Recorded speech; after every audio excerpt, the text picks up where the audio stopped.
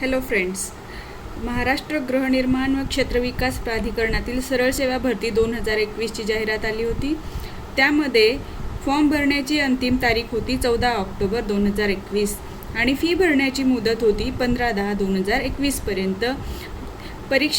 परीक्षेचा फॉर्म भरण्याची तारीख आणि फी भरण्याची तारीख ही वाढवण्यात आलेली आहे।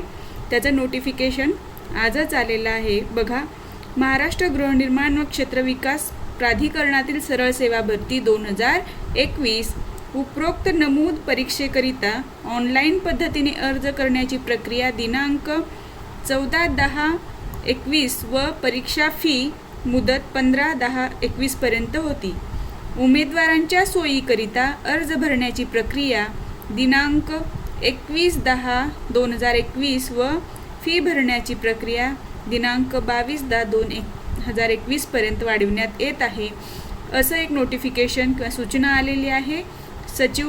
सचिवांनी काढली आहे म्हाडाच्या।